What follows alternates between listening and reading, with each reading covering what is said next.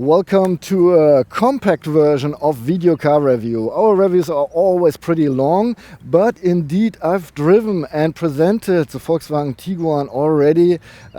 We've been in Sweden on ice and snow, and I told you in the review that I can't really describe my driving impressions because I was driving on snow and ice instead of the normal road. So now we're in Berlin at the media launch of the Tiguan and the international media launch, and I had the opportunity to drive the TSI version already, and today I'm gonna show you or give you my driving impressions about the diesel, the strongest diesel. It's the 190 horsepower 2-liter TDI with a maximum torque of 400 Newton meters, and you get them in a range between 1,900 and 3,300 RPM. This guy has a top speed of 212 kilometers per hour and accelerates from 0 to 100 kilometers per hour or 62 miles per hour in 7.9 seconds. Volkswagen gives a fuel consumption figure of 5.7 liters for every 100 kilometers driven. And I'm gonna hop in the car, take you with me, and drive around a little bit. Welcome inside. I'm driving the 190 horsepower TDI now, and I would like to share my impressions with you concerning the driving. I will start out. We have a control, a jog shuttle control down here to choose the different off-road modes first. So we got snow, on-road, off-road and individual off-road. Now we are inside the city limits, so of course we're driving with the on-road setting. And with this on-road setting I can use the mode button inside this jog shuttle, and it gives me the opportunity to choose between different driving programs. So we got Eco, Comfort, Normal, Sport and Individual. And once I hit Individual I can adapt the settings to my needs, and we can influence the settings for the DCC, the dynamic chassis control, so the adaptive suspension, the steering, the powertrain itself, the adaptive cruise control, dynamic cornering light and the air condition. So we are driving right now in the eastern part of Berlin, where the streets are not all in very, very good conditions, and you really feel the difference between comfort and sport. While in comfort you hardly notice the bad road, you feel it in sport because the suspension gets much more stiff.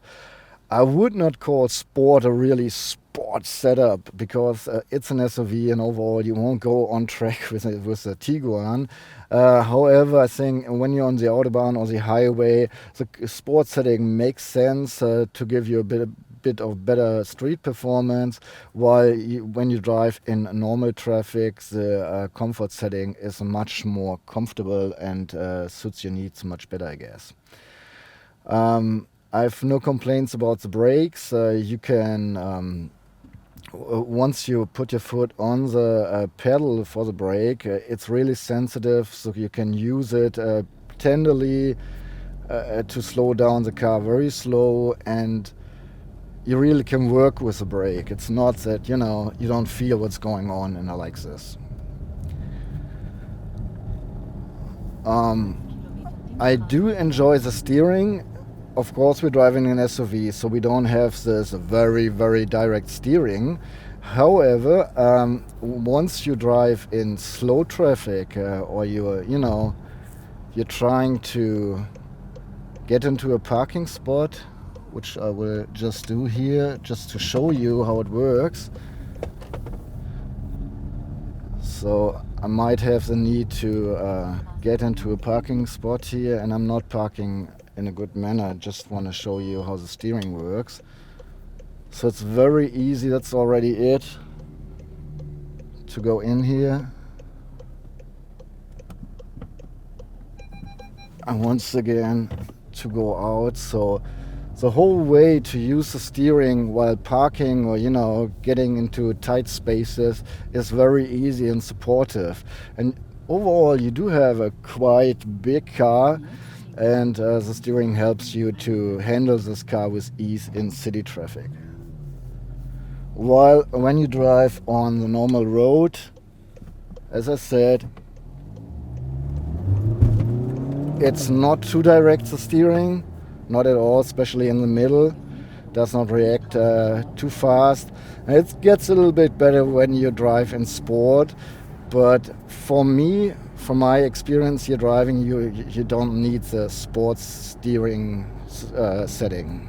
We're having the 7-speed DSG here, shifts with charm and seamless overall, regardless which driving program you're using. In sport, it gives you a little bit more rev before it switches the gears. In eco, it shifts as fast as possible, of course, to reduce the fuel consumption. And you have the possibility or the ability to put the stick on the right side and then shift manually up and down, or you use the shifting pedals. Regardless which way you want to use, it's giving your orders to the transmission right away, and the second you push the shifting pedal, the new gear is in already. So that's really fast, quick and seamless. So now we're driving on the Autobahn, yay! So we're going straight to the airport, but we did a little turn, so we have a part of the Autobahn without speed limit. You guys always think, oh yeah, Germany, dreamland, you know, no speed limits. No, not anymore. We have quite a lot of speed limits, even on the Autobahn. However, this part is without speed limit in parts at least, so I can accelerate nicely if the traffic is allowing me. But here right now we have 120. So full acceleration.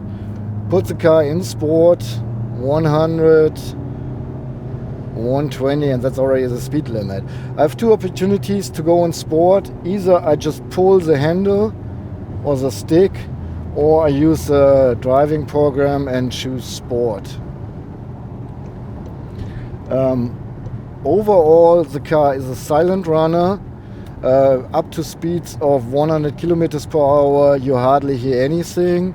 If you go in sport and you really push the throttle hard, then you hear the engine, of course. But just like every other diesel, it's not like really sporty sound, it's just loud.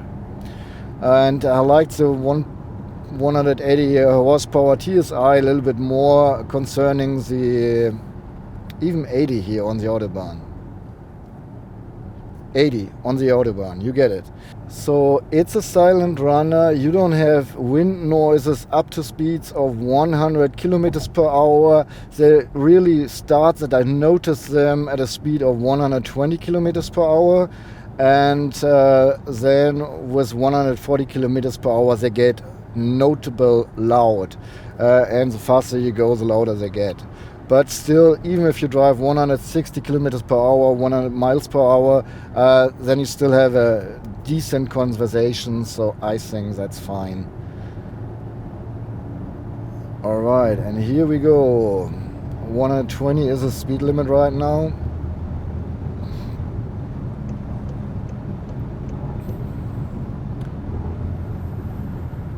Oops.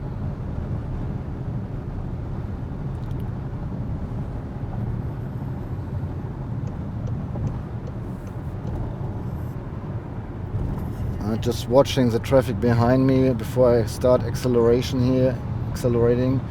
So here goes the speed limit, full throttle on the left lane, 130, you see it I guess, 145, 150, 160, 170, 180, 190, and there's traffic in front of me. So I think you get a good feeling that acceleration is almost seamless up to 190. Afterwards it gets a little bit slower. Maybe I have an opportunity to go that fast, but traffic is getting worse here on the Autobahn. That's the next thing. If you don't have a speed limit, you have a bunch of dogs who block the left lane, crawling on the left lane with 100 miles per hour. Or 160 kilometers per hour. Well, that's it for our little driving impressions. If you liked it, give me a thumb up. If you have any question, put them below in the comments. And you find in the description of this video all the videos that we produced about the Tiguan in the video description with links, so you might want to check them out if you're more interested in this car. Watch our long review. So I'm your host, Mr. Z, and I say so long and goodbye.